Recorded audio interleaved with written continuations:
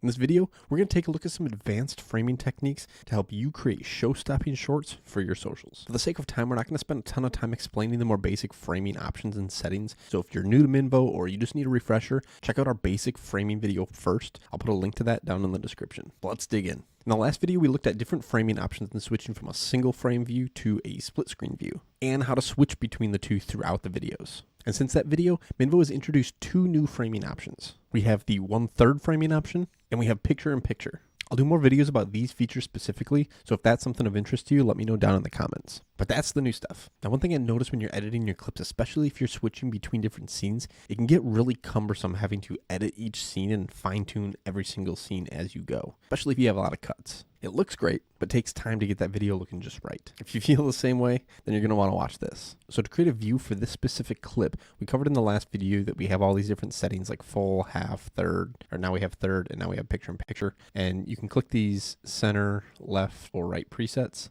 And then additionally, you can actually move, you can click and drag to move this box around. Or we can even resize it if we want more of a zoomed in face of the guest here. So I have the next three of these clips set up. I have the single frame of the guest, I have a split screen of both the guest and the host, and then I have the new thirds option. So the guest is on top and then both of the guest and host down in the bottom. On this next clip, I want to go back to the same split screen view that I have over here. And if you'll notice, I did some moving around of these boxes so that I can make sure that both the guest and the host are fitting in frame. So if I were to do that manually, I'd have to come in here, I'd have to go to split, and I'd have to adjust these boxes.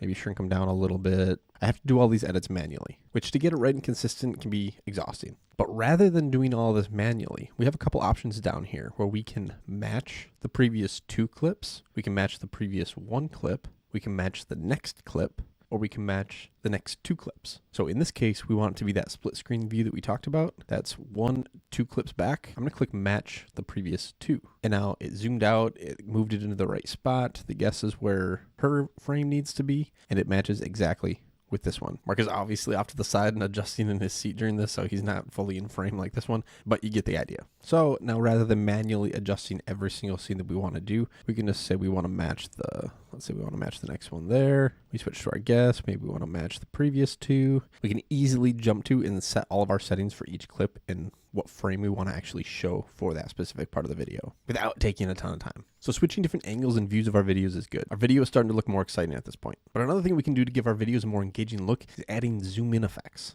And there's actually two ways that we can do this. One, we can do this manually. So maybe when the guest is talking here, once we get to this point, we actually want to zoom in. So we can come in and we can drag this in on this clip. So now when we play through, how it happens, but you can see it zooms in on her. But this takes a lot of time. So option number 2 is using the video effects. And we did a more in-depth video on the video effects specifically. So if you want to check that out, I'll put a link in the description for that one as well. But the video effects are really easy. You just come to the specific clip that you want that effect to be on. And then you're going to click effects up here in the corner. And now we can pop out, we can pop in, we can slow in, and we can slow out. So I want this to be a pop-in effect after she gets to this point. So she's talking. how it happens, but focus. And boom. And not only does it a zoom in, but it's kind of got this bounce effect to it, which is kind of cool. I'll play that one more time.